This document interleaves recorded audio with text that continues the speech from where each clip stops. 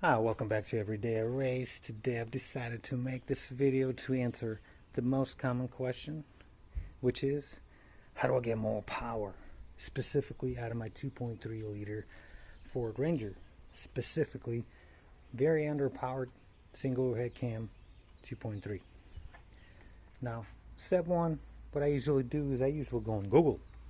Sometimes Google is very, very helpful. So this time was a little bit different.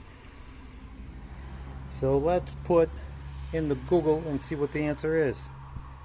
So the Google says the best thing to increase power from where you're sitting now is a full tune-up, plugs, wires, air filter, fuel filter, oil change, coolant flush, thermostat.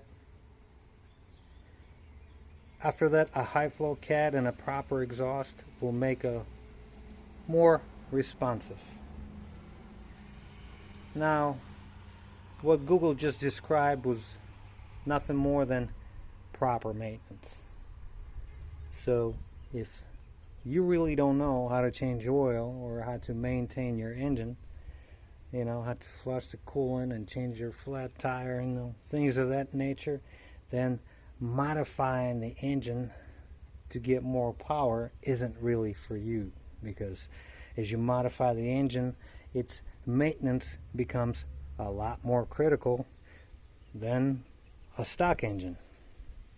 So once we got out of the way, people that don't know how to change oil, you should just stop, go back on YouTube and learn the basics.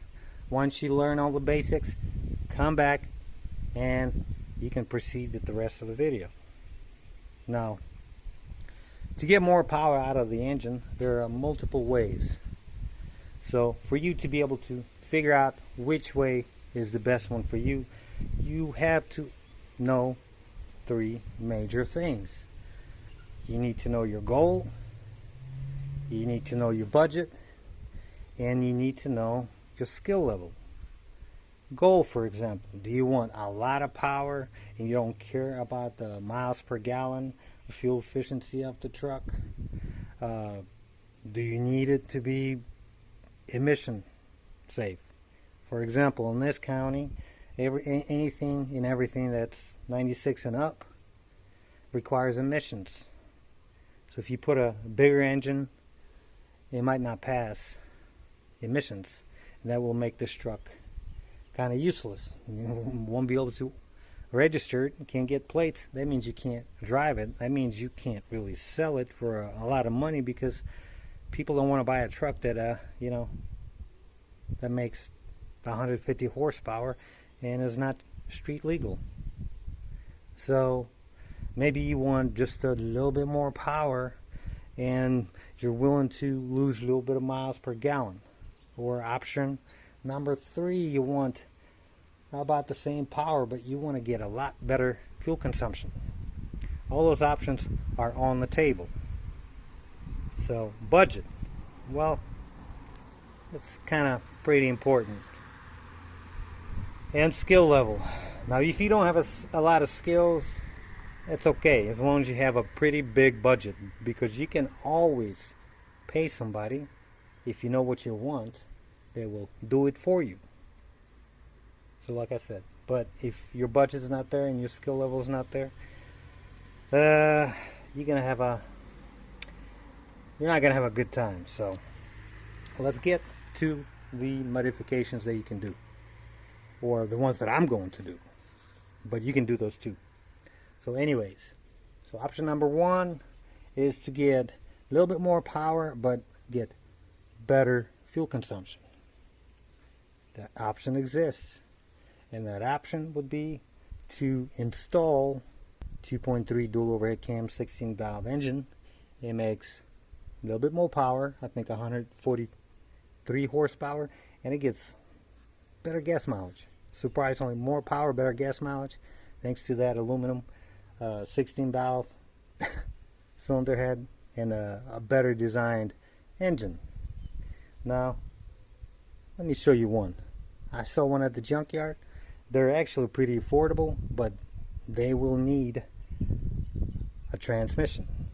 a transmission from a single overhead cam 2.3 will not bolt up to Duratec.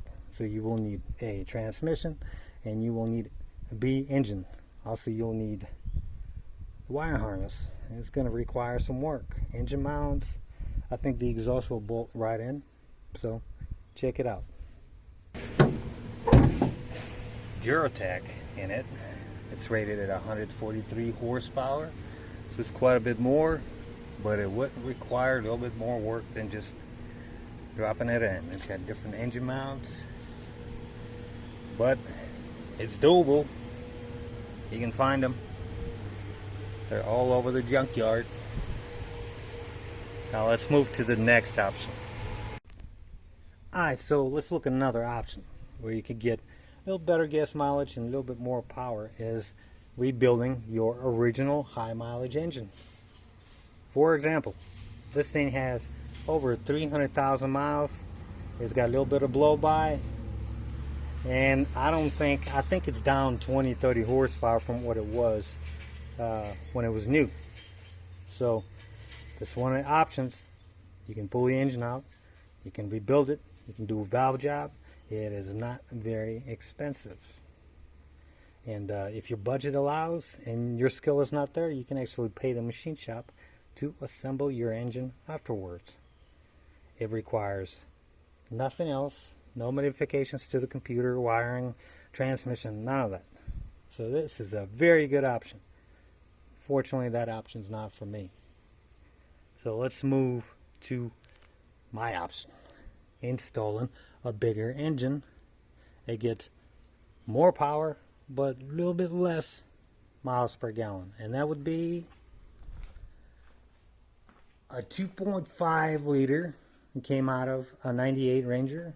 They go in 98 to 2001, I believe, Ranger, and B2500 series Mazda trucks. Now this engine has a little bit more power, a little bit more torque at the bottom where my truck really needs it, and it will require no electrical work. It needs a couple of things, but it will eventually plug in. It'll pass emissions, and there'll be small loss in fuel consumption and gain in power. So this is the option that I picked. You can do the same thing. I will make a video to cover the differences between the 2.3 and the 2.5 and what it takes to put one in, because I'm going to put this thing in my truck after I replace timing belt, oil pan gasket, valve cover gasket, spark plugs, rear main seal, clutch, all the things that are pretty hard to do with the engine in the truck. So, alright, let's go back to the truck.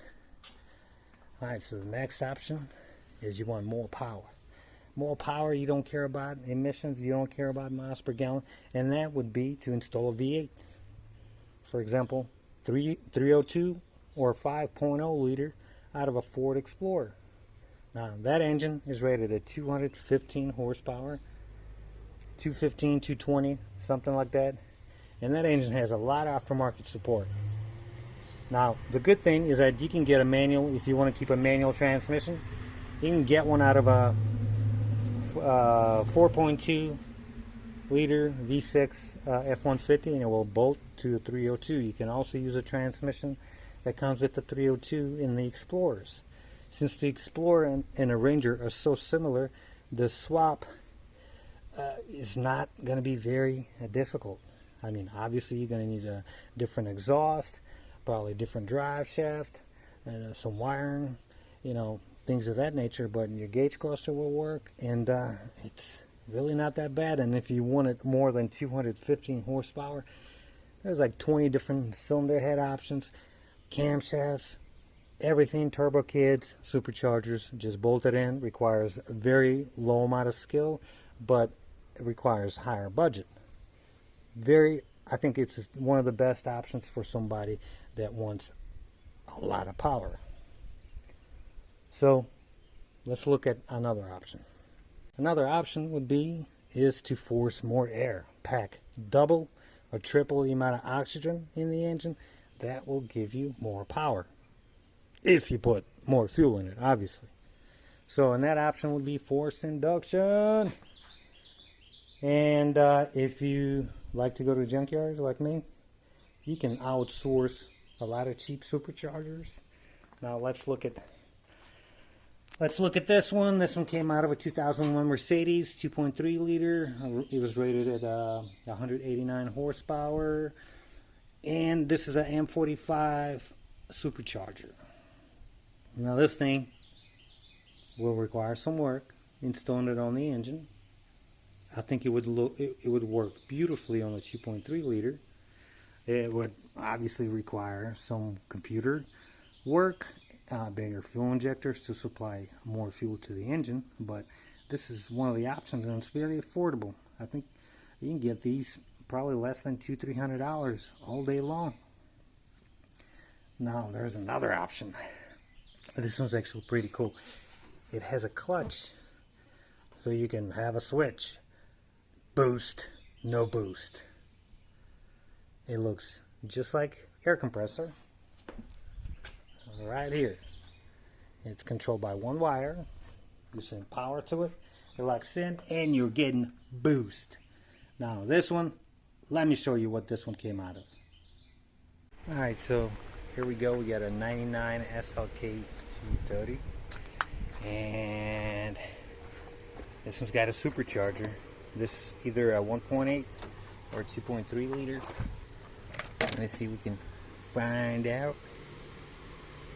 Alright, so it's a 2.3 liter and 2.295 cc.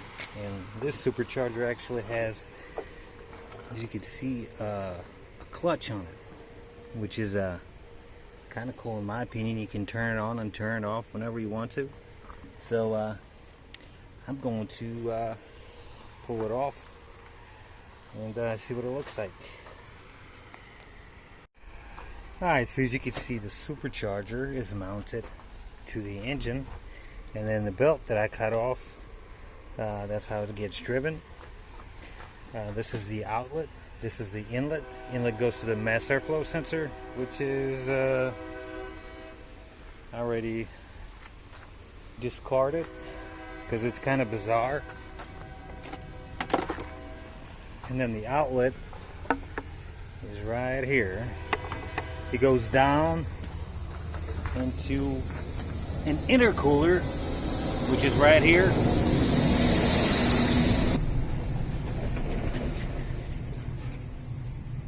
Then it goes back into, well, there you go. This is the bizarre way it's being controlled. This is the airbox. And then it goes back into the throttle body and into the engine. So pretty simple. Now, got a old belt. Now all I have to do is just pull it out and take it home. Alright. So now you've seen, this one's probably about the same power. You can get 150, 160 horsepower out of this one or this one. But if you want more, there's another affordable option, which is a M90Eaton Supercharger. And this one came out of a Pontiac Grand Prix. I believe it was a 2003 model. And as you can see, let me put the M45 right next to it. You can see there's a big difference. Huge difference. And this one came out of a 240 horsepower 3.8 liter V6. And I've heard that these things can support probably like 280 horsepower. So if you want to make over 220 horsepower out of your 2.3 liter, this is probably the supercharger that you want. Also, the difference between those two, even though it's made by the same manufacturer and is basically the same design, the way they were installed are total opposites. For example, this one was bolted up to the intake manifold right on top of it, and the throttle body was installed here. It's got a bypass valve, very simple design, and that's what I call suck through. It sucks the air in and it pushes in the engine. So this is the inlet and this is the outlet. This one is actually a blow through. It sucks the air in and it blows it. There we go. There's a better option. So it sucks it in here and then it blows it. This one goes to the intercooler and then eventually to the engine, and this is a bypass. So it's more like a vortex supercharger design, which is not very efficient, but it worked on the Mercedes and it worked pretty darn good. So bigger engine and then put more air in it. Now the good thing about putting the bigger engine in it, like that one, is I can put one of these superchargers on that engine. So I'll be doing twice as much work, but I'll get much better results.